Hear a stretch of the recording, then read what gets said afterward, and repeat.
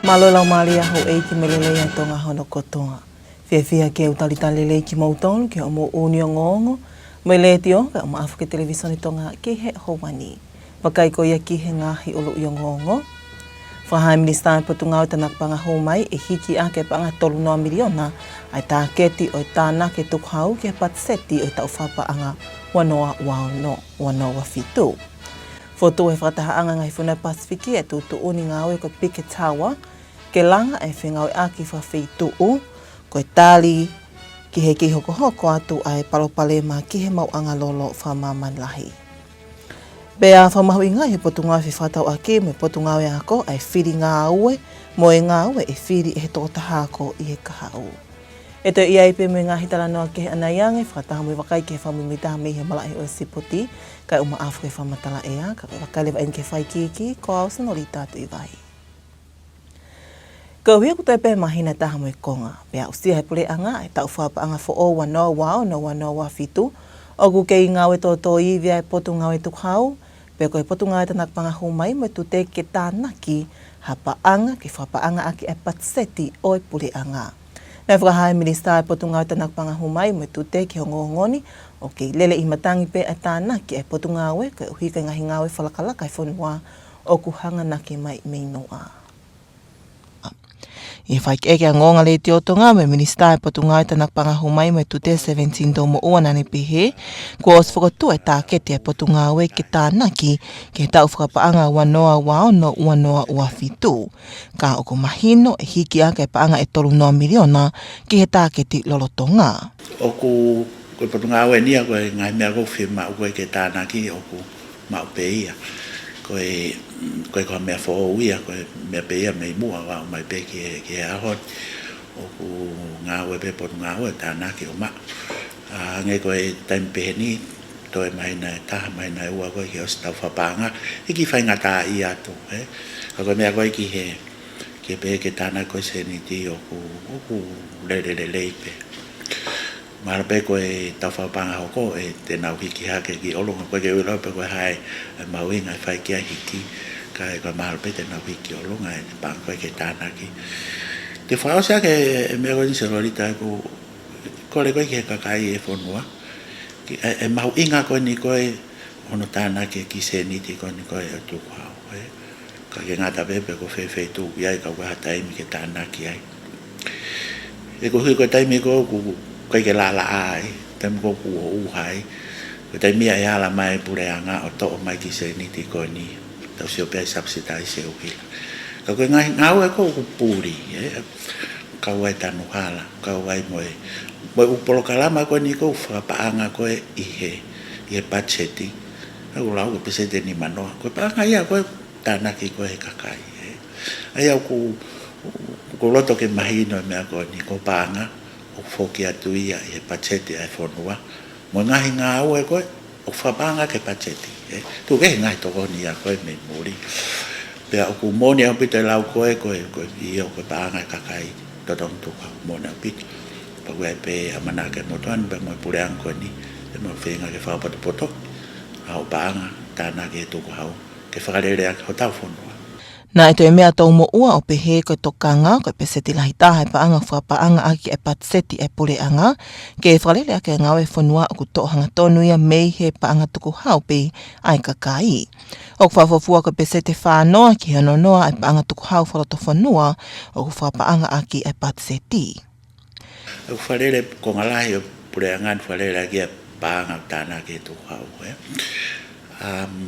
Koe paanga o tāna ke tuku hau cash, mimi ke tongea o miliona e tahu.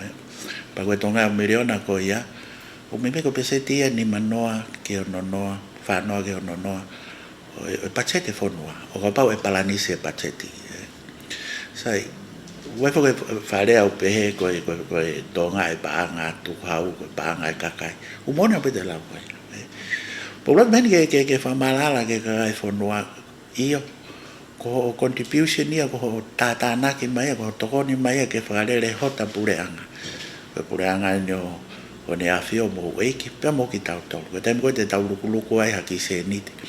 Ke whakarere a ke whanua. Pare o whanua tau ofai. fonua tau nofo ai pa koe fonua koe ni koe mea tau pa ko pa koe tau tāna ki ke whakarere ake senorita koe hiki koe ngai palparema koe ni koe ki he lolo pea koe me koto hiki koe tapure i tau hiki lolo hiki tuku hau hiki ai moe totongi nofo ka koe fo hiki koe ni utau sio ki ai he taimini na kamata ia he koe kuosi ko hiki ai uhila hiki ai uhila me sente valuhiva ki pangata sente wata me ko seniti e tolua sai e ki seniti koe ni koe tātana ki koe he tuku hau ai tuku hau koe a au mo tuku hau a aku o lahi wheu ngai a pea lau maria rere pare mia ke hanga he pure anga o to'o ai fo hiki koe a o ne toto koe mahuinga ia koe poto ngawe koe mahuinga ia koe ke tau tokanga ta o totonge tau ngai tukau koe fe tu tau iai pe tau i muri pe tau i tongani pe tau business pe tau ngoe ke tata na ke ki se niti koe ni ke totongi ia ke hange koe ngai mepe Koe hui koe poto ngā oe tanak panga humai, koe hui tū ai a moe makatuunga anga ai whakapaanga o ngahi ngā oe ai puli anga, na e uke e pehe minista e kakai o whanua. Ai whie mau ai whetokoni aki, koe hui koe lelei whakaluku fua ma ai whanua i he mahino o ko toi alupe ke toi mamafange ai koloa. Hike ta tong uhila, pia moe koloa lolo pia kua kamata, ke ngā unu ene puli anga o to'o ai ko ngalahi i ngai hiki ko ia. I hene pehe ko tokanga, ke totongi ai tuku hau ko e ni ko e uhi, ke toko nia ai whakalakalaka mo e iwi ko ia e puri anga, ke ona whakapaanga ai ngahi tokoni ki he kakai o e whanua. O kumahu inga ia e potu ngā whiwhatau aki, mo e potu ngā we ako i he kahau o e whanau ako. O kulolotonga whakahoko ai a e nau polokalama makehe i he wikeni, kona whakai ai mo whakalahi ilo ke whanau ako, a e nau whili, mo ngahi ngā au e te nau whili ke nau ngā au e ai i he kahau. I he ene pehe ne whakahoko ai ai whangaki polokalama whakakikihi lea ai ngahi kolisi, polokalama lau mau mo whi ai whakaikai o whataumu a ke nau iloi a e nau taumu a ngā au e i he kahau. Papua aho mo whaiki ka taranoa ko ia ki he houani. I he whakaike e ki a ngongo ai le teo mo televisione Tonga me tukoni pule lahi e pot ngā e whiwhakatau aki mo e langa whakalakalaka whakaekonomika kolotia fotu. Nani whakahai o kui kaikoa mea wha oweni e whenga koe e pot ngā we ke toi whakalahi e ilo e whanau ako ki he ngahi whainga maari e ngā we, ka koe ngahi whaunga koe ia ko ngai aki i he tau ni koe ngahi whakotutu wha owia i he whenga ki toi nei yangi ai whakahoko koe ia ngā we i he tau mua koe ni i he whamamawhai ai ka venga koe mai tomorrow pe ko hoko ka hao. Ko tui o koe ke whao ai Career Expo ia kai pehe ki Career Awareness mai outreach o whaafai pe ia he ngahi ngā we anga kehe. Ka koutu koe fōfua taime ni au whenga e aki ai ngahi kup whikau aki koe mipuri anga.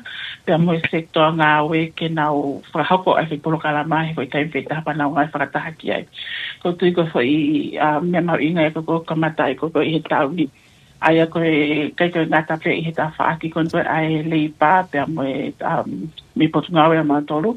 Ka koe potu ngawe ako me ako ngawe.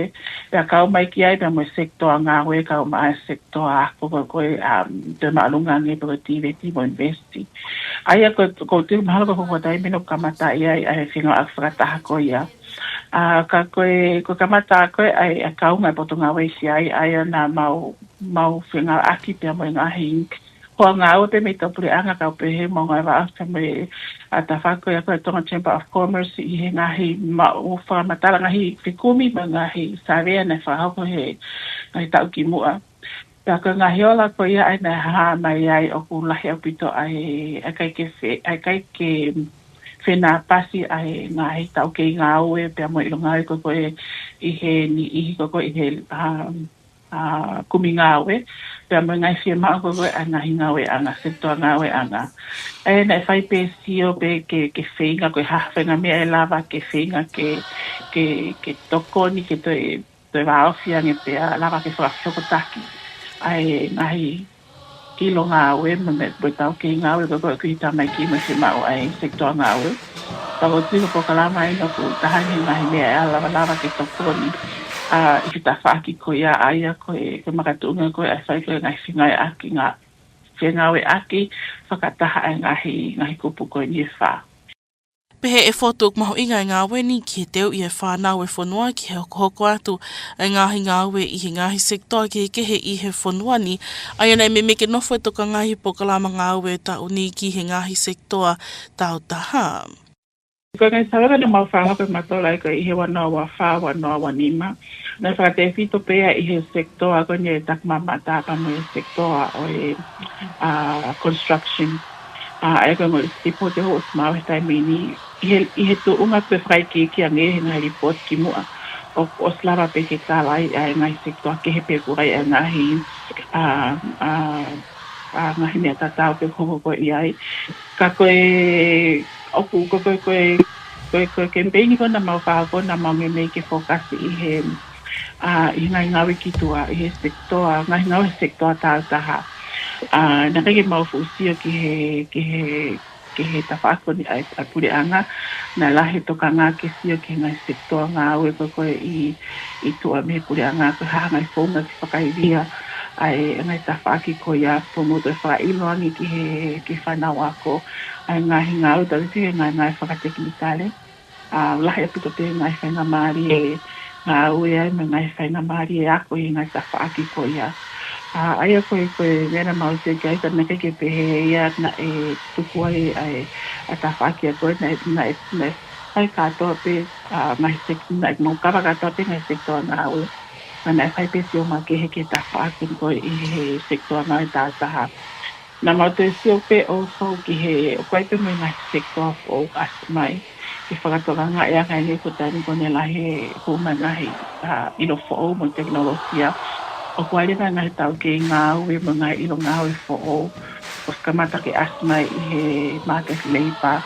Ai a poston ke whai hano koukou o mono whakairia. Ai a nea kau mui he ngai me na whai kai sio ai ko Bitcoin. Ka koe ki wātai miro na whahau koe ngā ue lahi pe ngai mea ia ke toi kā whakakotui. Koe kamata pe eni pe a toi mawhe ea mi ke toi hoko atu o whakahoko mai ki ngai sektoa lalahi. Ka koe hanga peka construction i ko takmamata. O kwhai ai sia potu ngā ue i he taimini ke palani atu maanga whamatala ke toi lai ke ilangi ta whakon koe o maritime moe alutahi. Ai ak where pena e sektoa ai ak te kai ke fuu lahe ilo ki ai whakaikiki. Ka mau whenga aki pehe taimini ke tāna ke ngai whamatala ke maapopo. Ka lawa ke whahano toko nia ai ngahi putu ngāwe koko nau whenawe tonu mamoe ngahi area koe ia. Mai ke he mehe polkalama a ahia o tonu ki ngahi ako anga, nei whakahoko whoki ma whiauhi whao māu, whiauhi te peiti, mo e whiauhi whakakaikai a ngahi kolisi, pea nei lava whakahoko e whiauhi whao māu me te peiti he konga ki mu au wikeni, pea ka kato ki he whiawhini a whiauhi whakakaikai, e tau whakahoko polkalama whakaosi ki he aho tōpule lulu mo e whalai te wikeni, ai ak whakahokai e whakali ari e ngahi sektoa ngā au e ke kehe, o whakatau mua ke nā o whakatahataka koto atu ki he holo whakamanatu Queensalo te, o whakahokai ngahi whakani ali ki he nau ngahi ngāwe, kai pe heki e whakahoko ngahi whakamatala whakai kiangi ki ngahi ngāwe ko i aku whakahoko. Pehe e whotu o whakatau mua e polokalama ma ai whānau wako kolisi, kau whakawhe i e tonga kotoa tau te whito ki ni i tau tupu nau kumi ngā ue pe koe whia ilo lahiange ki he kawe ngani ki nau lava atu ki he holo whakamanatu Queensalo te i he aho tōpule lulu mo e whalai te me he hiwa pongpongi ki he whahe whiawhi o whakahoko ai polokalama whakali alima ke he koeni ai pot ngā ue whewhakatau aki mo e langa whakalakalaka whakaekonomika mo e ngahi sektoa ngā ue i he whanua. Kua ngā unu e ni a kautā ke ngai whanua Pasifiki ke te utewa e ngahi whanua Pasifiki ke ngai wesia kovi ko ia e malawa ke au sehe Pasifiki tupu me he palopalema o i mau anga lolo whamamalahi ka hui ka longa a ko ia i he hahake loto. I he wike ko osi nei whapapau ia i mei he whatahaanga kautā ke ngai whanua Pasifiki ai tāri he kautaki ke kamatanga o a ke tūtu uni ngā oe pike tawa ke te leleiangi ai tali ai ngahi whanua Pasifiki ke he palopalema whamamani lahi ko eni whelawe i moi mau anga lolo. Ko e whaiki ke talanoa ko ia ki he hauani pea mo pupua aho. Pehe me whakataanga o i kautaki o Pasifiki, pe koe forum, koe ngā unu koe ni ke whakapapau i o ku vāwe ai ngā ue ato i ngai whanua ke malu i ngahi tu unga whakaekonomika mo malu i ngahi ngā ue mahu inga taha pe koe essential services o katoe we sia koviangi ai Pasifiki i he lolo pe koe holo koe ai mau anga lolo whakamāmanlahi pe koe hiki ai mahu inga i to tongi o koloa lolo. Kua whakatu uai e kosidio o ngahi kautaha whakawhetu o Pasifiki pe koe crop hakulupu ngā ue ke nofutaha ki he wakai i o tu unga o longoa i he hake lotoloto, pea mo whale i ai kautaki o Pasifiki i he ngahi whakamatala whakateknikale whelawe i moikawe ngani e lawa i ke whakahoko ai e he kautaki e Pasifiki ha tūtu oni ngā ue ki he hoko atu ai ngā unuko ia ai ngahi whanua Pasifiki lo Tonga ai ke hoko ko ia ai longoa i he hake lotoloto mo wesia ai tu unga whakamāmanlahi o i koloa lolo. Pehe me he forum e whakahoko e whakataha makehe i he mahinani ki mo ai e whakataha makehe ka minista ki muri i ngahi whanua Pasifiki ai ale ai anga ko ia ngā aue e kolopu whinga aki whakawheitu koe ni, ke toko nia ai ngahi whanua Pasifiki. Na e ngawe aki whakamuhimui e tutu ngawe Piketawa, pe koe Piketawa Declaration e he forum, ke tataki aki ai whingawe aki whakawheitu o e Pasifiki, i he toa e mahaki whakaahua COVID taha hiwa, ai a koe kamata ngawe aki koe ni i he lolotongani, o whakahai ai tuku pā ngahi whanua Pasifiki, ke kei whingawe aki whakataha pe, ke malu i whakakatoa i ngahi tūku i motu e Pasifiki. Lolotonga e whihanga ngai koe ia moi palapale ma whakamāman lahi koe ni. He ok mahino peo kui kai ngāta pei he ngai koloa lolo o ku wesia whakamāman lahi koe hi o koko e wesia e mawanga lolo. Mo e totongi lolo ke wesia e ngahi e nia ke he kehe ka wai ai mawanga uhina, whe whanonga aki, whe whakatau aki, tu unga whakaekonomika mo ngahi e nia ke he pe o malawa ke wesia ia tupu me he palapale ma koe ia e mawanga lolo whakamāman lahi. Ai au klotonga whiku ki mo mamani i he lorotongani. Ko a watu ai kulupu kau whawhawhonga whalealea o kuna lolotonga a ahia ki seaina ki he taha o i ngahi mātanga i loa taha i seaina ka koe Great Wall of China. I hangongo tuku atu me he ofisi o whalealea, ne tāki atu he eksea whalealea no pele vaia ai a ahia kau whawhawhonga whalealea ki he mātanga ko e ni.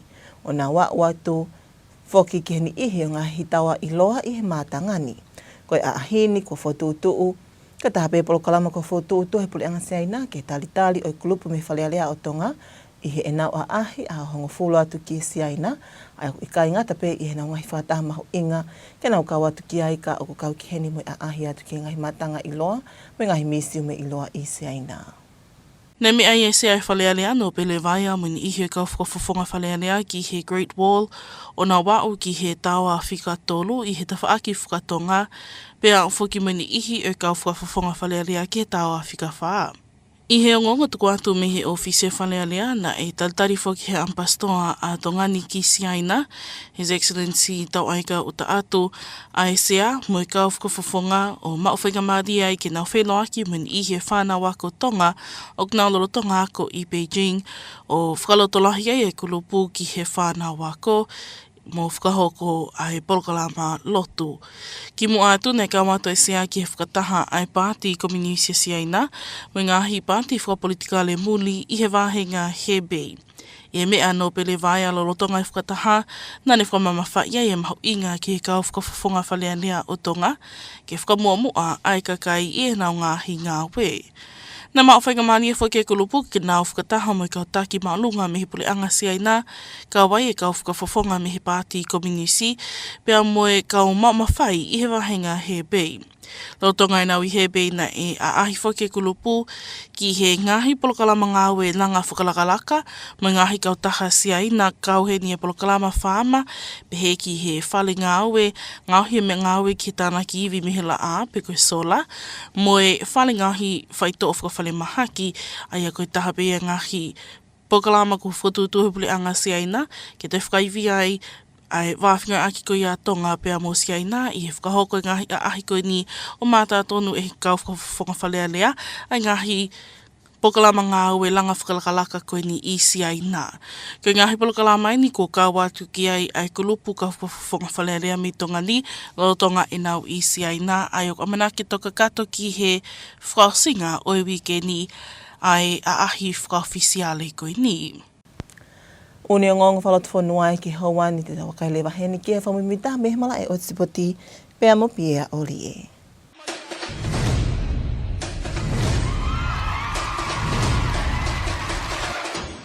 I he whetaki ni mai komisoni whamawholarea Tonga me potungau e ngahi ngau e whalota whanua pe mia. Malawa i ke whamawhola te mala e sipoti me whiau hi Super Rugby Pacific wanoa ua no. Whamalo ke 8 minista me tawha hi sipoti ai potungau e i whenga e aki ua whakahoko.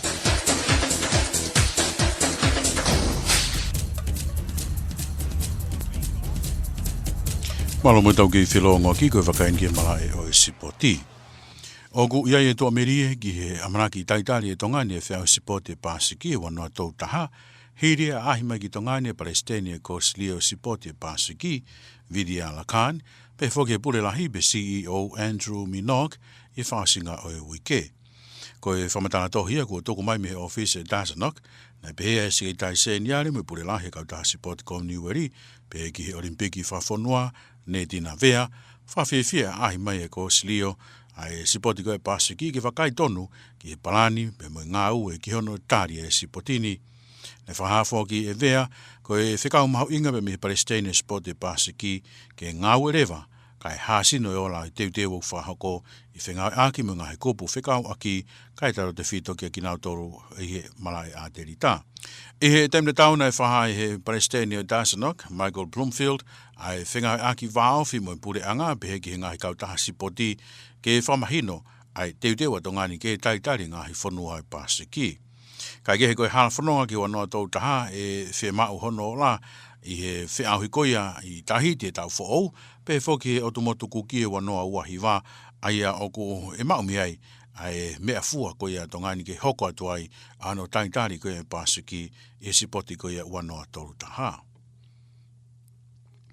Akapuru ino ni o ku teu ke tawhimala e timi akapuru e polis Tonga mo e kautau e ne awhio. I takai hono ua o e whiahi akapuru e wahenga Tongatapu ki he wanoa ua no hiri hano whaawa ai whiauhi i he tona ki kua o si. Ko hono whapapau i eni me i he komiti hiri e whakataha ane awhi o whapapau i e pe ngahi whainga ki he wikeni. Ai whoke ola koe me wiko o si ne i kuna e polis Tonga i vai ni koe tau noa ke tahanima ka e terepoko i he lia hona Old Boys i e sotia Tonga ake kai koe wao no ki he noa. O kei taki ai hade o Spartan mo e lia hona Old Boys e te pire lau poini koe e Paul A. Ai a kuruni a tuai e sotia mo e polisi pe a tūla whare mai ai Maris mo vai ni. Ka i he Paul B. Whamamahi mai mi e havelu hi hifo mo korofo o. Ai a whoki u whawhikiki ki ai a ngere ia pe whoki koromotua mo e toloa Old Boys. Rotonga ni whoki e tau ka se te Maris api fo o mo i lia hona Old Boys ka e whaiwalahia hi hifo mo havelu i he mala e whika ulua ki.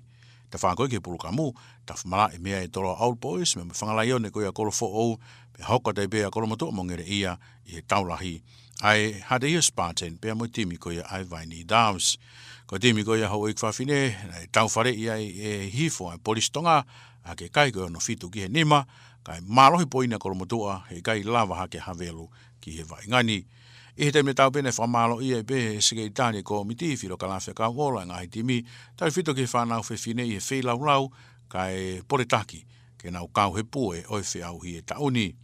Kai ke he koe whainga koe a ngā hitimi whewhine e whipake e sotia mo koromotua, pakihia korofo o mo hi hifo, pe a bai be maroro e polis Tonga i he mahino koe a kai ke kaua havelu i hoka te takai hono wā. Koe sipoti pe ia.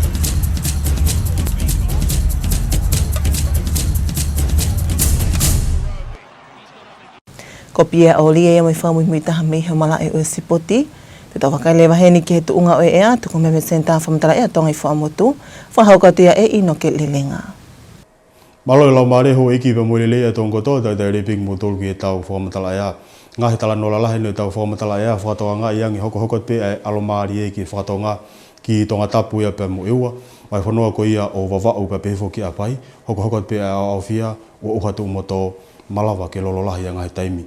ko hipu ala tamaki toka hongo vai fonua ko ni tunga ko ea whatoa ngai yangi hoko pe ai mairi moko ko ia ea tau te whito en ki he taimpo uri e whatoa ngai ki Tongatapu pea mo eua ka koe wakai koe ki he imisi satellite koe ao ni hangepe koe uha mahino pe me imisi satellite toka koe ala tamaki ki he area koe ongo niwa pe fo ki wawao pe kune ngā unui fo ki he otu hapai tau whai whanonga mai koe ia i he aho ni o me ala tamako ni au fia o uha tūmoto malawa ke lololahi a ngahi taimi ki he ngahi vai whanua koe ongo niwa wawao tau te whito foki ki wawao pa pe foki ki hapai i he aho ni vai whanua koe Tongatapu mo iwa lahi alo maari pe Tongatapu mo iwa tu koe hanga au fia ngahi taimi kana lahi alo maari pe tau whai whanonga mai koe ia i he aho ni Matunga i hono ki tuku at koe whātoanga uhalahi pe whuki tāwhea ki wawao, pe whuki ki haapai. Ka koe ahane ni maka hoko mai, ahone ni maka hoko mai ki he otu tonga, wangani wakai koe ki he aho ni maka hoko mai ki he otu tonga. Alo tā maki nilo tonga toka he area koe a ongo ni wa wawao pe whuki haapai e ahoni. Whātoanga ngi e hanga he alo maari e koe toka he whakatonga o ne teke e alo tā maki ni ke ngā unuha ke whakatoke lau. Pe alo tā maki ko ni o nofo ki he whakatoke lau ki he ongo ni wa whakafufua ki whakasinga ko ia o e wike ni. Pe whakaau ke alo maari te pe ko toa ngai vai whanua koe o tonga ki he ngatanga koe wike ni, tōna ki sāpate, pia moe kamataan koe wike kau. Kai ngatai, ka koe angi moko koe au ea, pe me he tonga hake koe toa pe o tu tonga. Homatalaya koe pa me pon, o au ki he pongpong koe a pongi whatoa ngai ange. Alo tāmaki e tene ke i toka pe ke vai whanua koe ia o wawau pe fo ke hapai, pia kau atu peipa moe ongo niwa, tene o mea au fia ke ngai vai whanua koe ni, uha tū moto malawa ke lolo lahi ia ngai taimi pia muha mana ki ngai vai whanua koe ni e pōni. Vai whanua koe Tongatapu pe mo eua, lahi piki alo maari, whatonga nge lahi piki alo maari a Tongatapu pe mo eua. Tuku hang pe au fia ia ngai taimi kai lahi alo maari pe, tau vai whanua atu koe ia i he pōni ki a pongi. Tunga ne fua mawhana ke ngai vai whanua, moko taha ke pōni au ke tikiri sa se taha walu.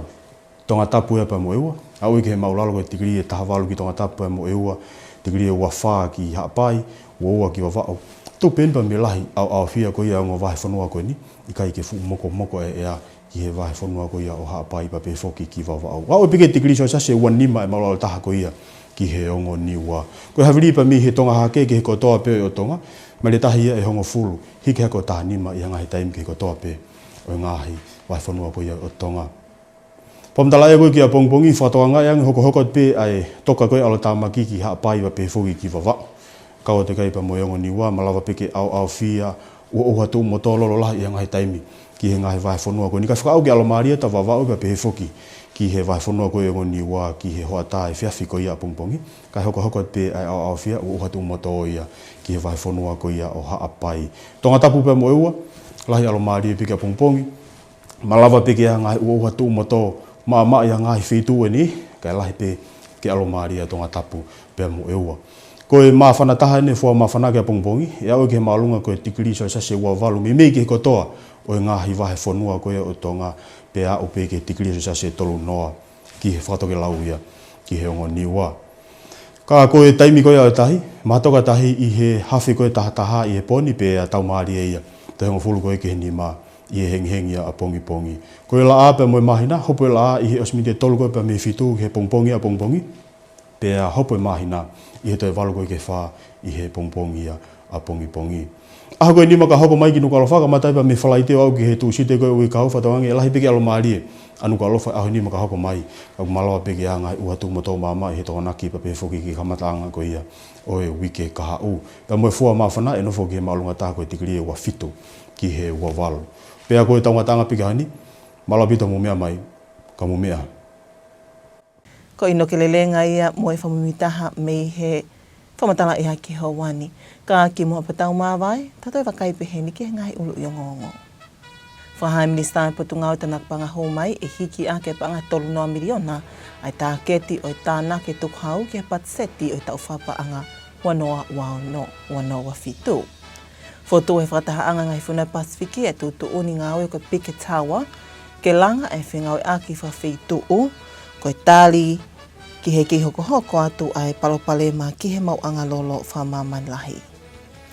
Bea whamahu i ngai he Potungau e whatau aki me Potungau e ako ai whiri ngā ue mo e ngā ue e whiri e he tōtahako i he kahau. Pa me kakate pe mo uni o ngongo me letio ka uma āwhoki Ai televisione Tonga ki Hawani mo ia whakaamu na ia tonu atu ki lota whare ai Tonga hono kotoa. Whamalo te tau kei whiau mai, ko austanori tatu iwai, ka mea.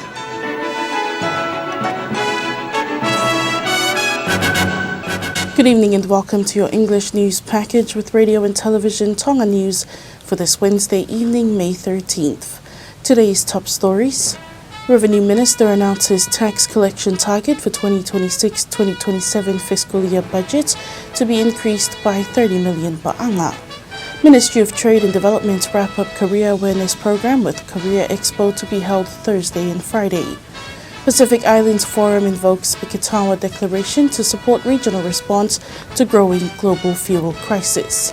These and more stories coming up later on in this bulletin, as well as the latest from the sports scene and the latest weather update to wrap up this hour's news package. Now for the news in detail, I'm Popua Aho. The Minister for Revenue and Customs says government's tax collection target for the next financial year is expected to increase by 30 million ba'anga. With just over a month remaining before the start of the 2026 and 2027 financial year, the Ministry of Revenue and Customs is on track in their efforts to collect revenue to help fund government organizations and national development projects, but there is a need for this raise in the target to meet the needs of the country. The Revenue and Customs Minister on Report 17 Domo'ua told Radio Tonga News the ministry's revenue collection remains on track as development work across the country continues.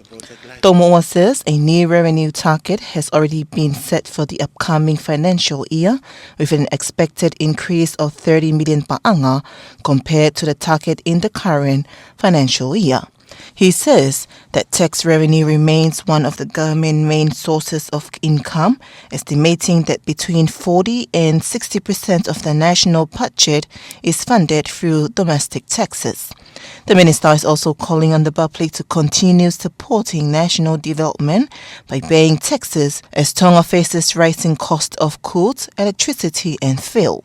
Domo'ua says government has already stepped in to absorb much of the recent increases, but stressed that public cooperation remains important to support the country's continued development. The Ministry of Trade and Economic Development, in collaboration with the Ministry of Education and Training and relevant stakeholders, is expected to complete this week their program of school visits aimed at increasing awareness and strengthening students in making subject choices at school that align well with different employment sectors.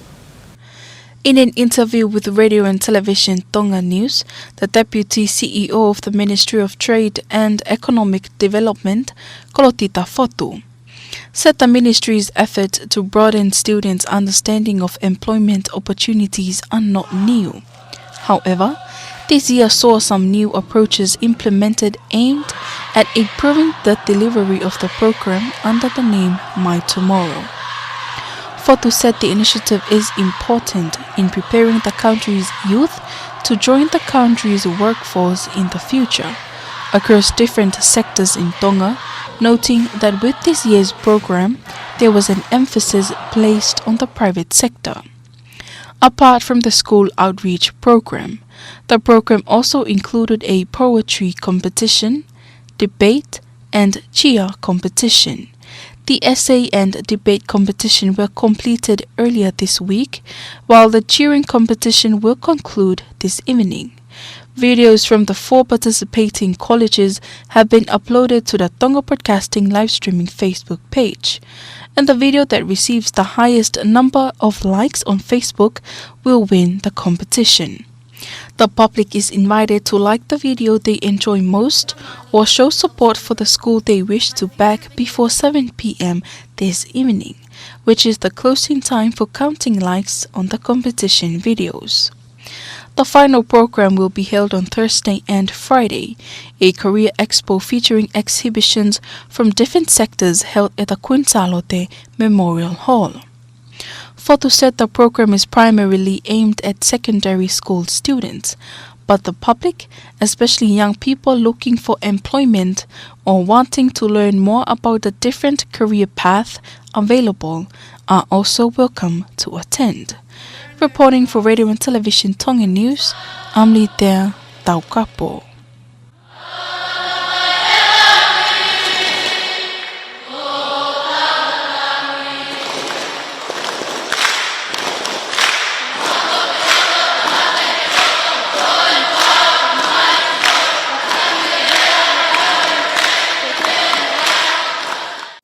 Pacific leaders are moving to prepare countries, including Tonga, for possible impacts from a growing global fuel crisis linked to ongoing conflict in the Middle East.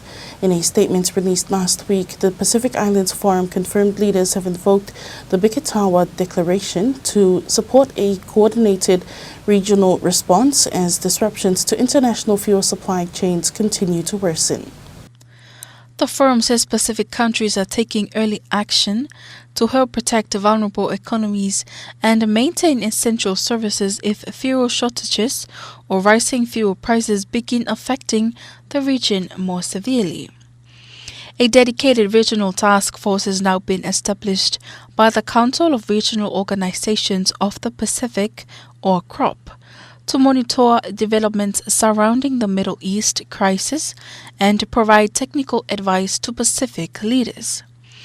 The forum says a special meeting of forum officials will be held later this month, followed by a special session of Pacific foreign ministers to discuss how the regional response mechanisms will operate.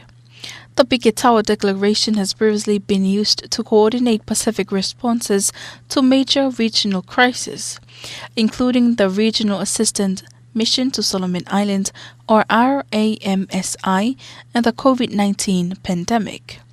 The Pacific Island Forum says the latest move reflects the region's commitment to acting collectively and decisively to safeguard Pacific communities during a time of increasing global uncertainty.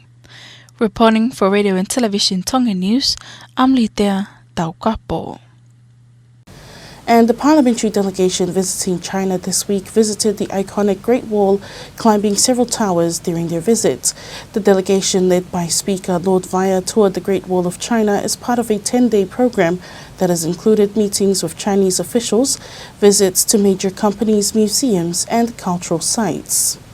The Speaker of Parliament, Lord Vaya, and some members of the parliamentary delegation currently in China visited the Great Wall and climbed toward the third tower on the southern side of the wall, while other MPs continued beyond the fourth tower. The delegation also attended a luncheon hosted by Tonga's ambassador to China, His Excellency Tongatapu, and met with Tongan students studying in Beijing, offering words of encouragement for their studies. Earlier in the visit, Lord Vaya addressed a thematic dialogue between the Communist Party of China and foreign political parties in Hebei province. Speaking at the forum, Lord Vaya described Tonga as the only remaining royal monarchy in the Pacific and said the principle of putting people first remains central to the work of Tonga's members of parliament. The delegation also held meetings with senior Chinese officials, including representatives from the Communist Party of China and Hebei provincial authorities. During their stay, the delegation visited several Chinese companies and development projects, including smart farming, solar manufacturing, and pharmaceutical facilities. The parliamentary delegation is continuing its official engagement in China before concluding the visit later this week. Reporting for Radio and Television Tongan News, I'm Litea Tongatapu. That's your local news for tonight. After this break, sport is up next with Pierre Ollier.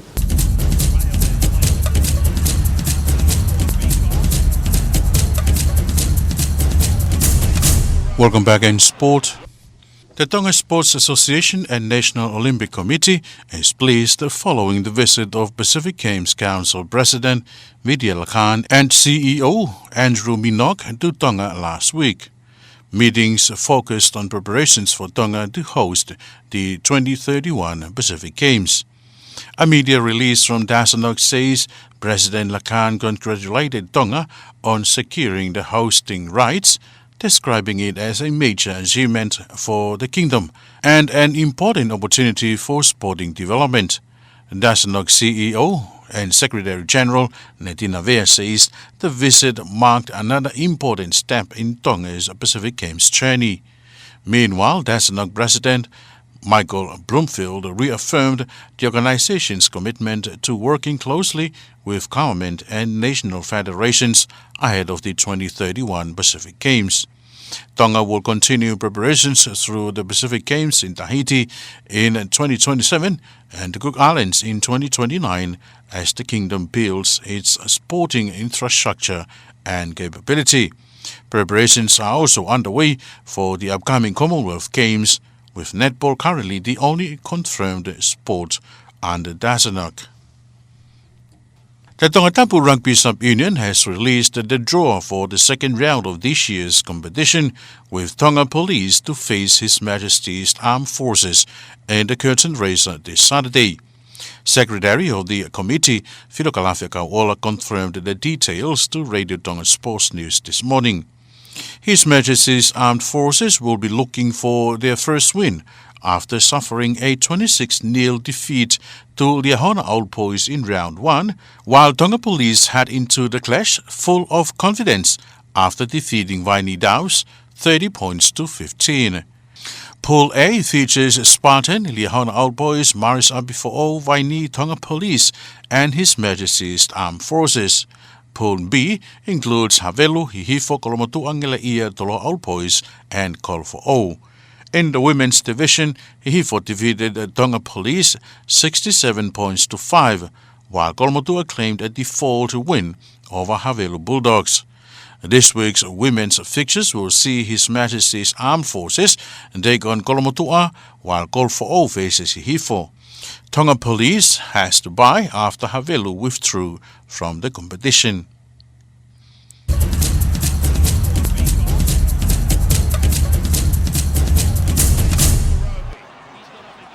That was the latest sports news. Now taking a look at the latest weather updates from the Fort Motor Weather Forecasting Centre with Inoke Lilenga. Hello again and good evening. Welcome to your evening forecast from your Met Service. Here's our main stories for tonight. Fine weather for the southern part of Tonga. Tongatapu and Eua. For the central part is the opposite. Cloudy conditions, showers of rain, possible heavy falls and risk of thunderstorm are expected for Va'u and also Ha'apai. Cool overnight temperature, especially for the southern part, Tongatapu and Eua.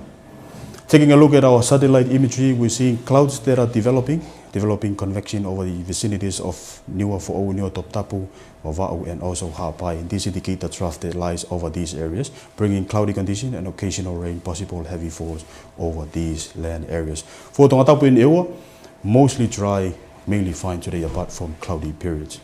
And in terms of our warning, we have heavy rain warning, flash flood advisory remains in force for Va'u and also Ha'apai land areas.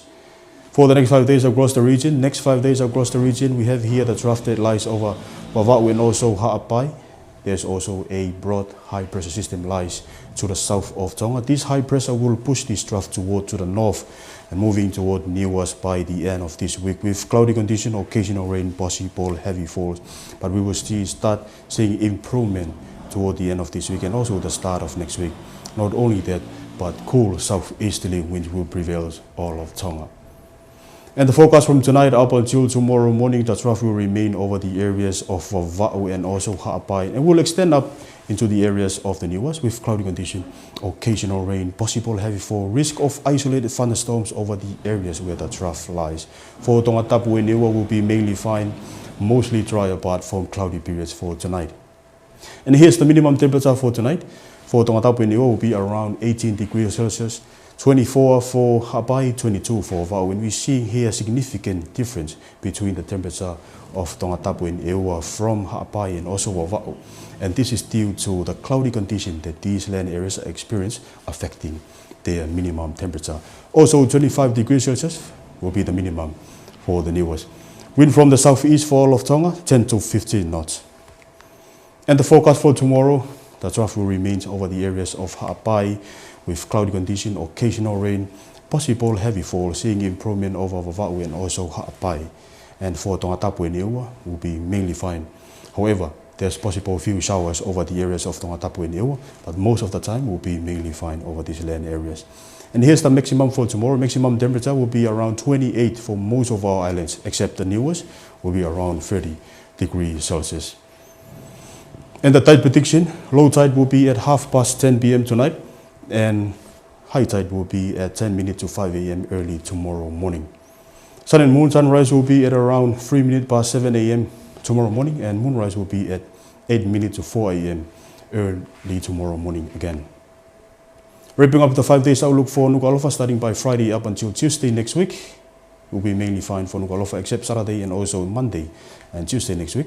There's possible few showers for Nuku'alofa, and the maximum temperature will be around 27 to 28 degrees Celsius. And that will be all for tonight. Good night. Thank you to Inoke and the team at the Tonga Met Service for that latest weather update. That wraps up this hour's news package, but before we part, here's a final look at tonight's top stories. Revenue Minister announces tax collection target for 2026-2027 fiscal year budget to be increased by 30 million ba'anga. Ministry of Trade and Development wrap up Career Awareness Program with Career Expo to be held Thursday and Friday. Pacific Islands Forum invokes Pikitawa Declaration to support regional response to growing global fuel crisis. That's your news package for this Wednesday evening, May 13th. For more on these stories, you can visit our website at www.tbc.to. Join us again tomorrow for the latest local and sports news and weather updates. Now, for myself and the radio and television Tonga News team, thank you for joining us and have a good evening.